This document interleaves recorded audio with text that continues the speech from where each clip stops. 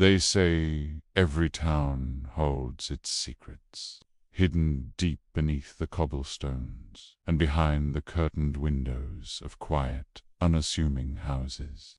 My town was no different. At the edge of the old district, where the streetlights sputtered and died, stood the Blackwood Manor.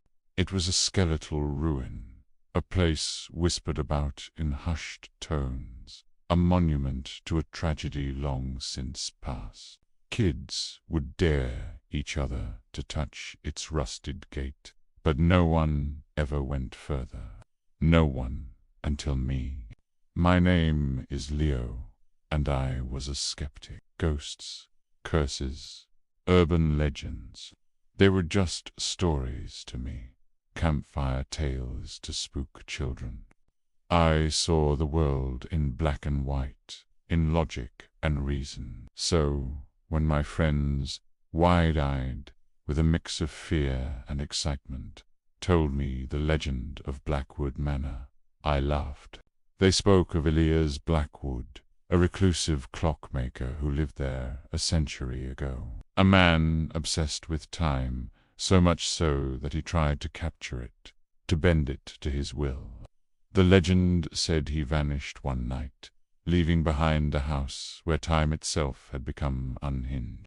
They said on the anniversary of his disappearance, anyone who entered the manor and dared to touch the grandfather clock in the main hall would become trapped, their own time stolen and added to the house's endless, looping misery. The anniversary was tonight. My friends dared me. They called me a coward when I scoffed. Pride is a dangerous thing, a venom that clouds judgment. I told them I'd do it. I'd walk into that decaying house, touch their stupid clock, and walk out again, proving once and for all that it was just a story. As dusk settled, painting the sky in bruised shades of purple and orange, I walked towards the manor alone. The air grew colder with each step, the familiar sounds of the town fading behind me, replaced by an unnerving silence. The iron gate groaned open under my hand, the sound like a moan from the earth itself. The path was overgrown, weeds choking the life out of what was once a grand entrance. The house loomed over me, its windows like vacant eyes staring into nothing. I pushed open the heavy oak door. It didn't creak, it sighed, a long, weary exhalation of dust and decay. Inside, the air was thick, stagnant, and cold enough to see my breath. Moonlight struggled through grimy windows, illuminating a cavernous hall draped in cobwebs that looked like funeral shrouds. Furniture lay scattered under white cloths, ghostly shapes in the gloom. And there, at the far end of the hall, stood the grandfather clock. It was a monstrous thing, carved from dark, almost black wood, its face obscured by shadow. It was silent. Of course, it was. I started walking towards it, my footsteps echoing unnaturally loud in the dead quiet. The house seemed to be holding its breath, watching me. A floorboard groaned upstairs. I froze, listening. Just the old house settling. I told myself. My heart was pounding, a frantic drum against my ribs. Logic was starting to fray at the edges. A whisper, faint and cold, slithered past my ear. A single word, leave. I spun around. Nothing, just shadows and dust. My skepticism was warring with a primal fear I hadn't felt since I was a child. But I had come this far. I turned back to the clock. It seemed closer now, larger.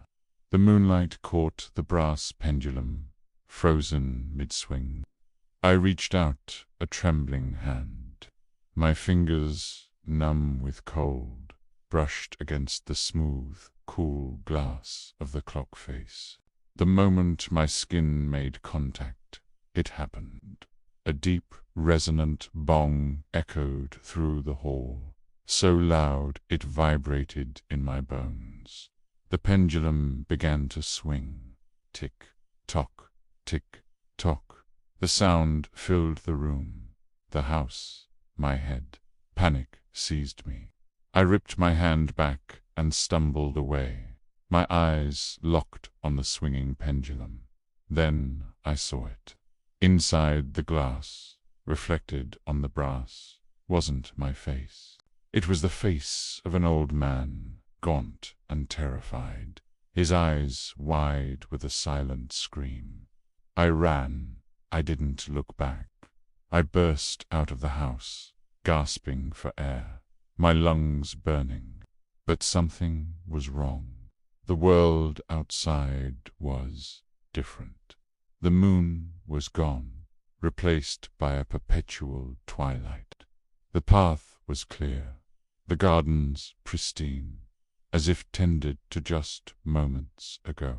I sprinted down the path, but it felt endless, the gate never getting any closer.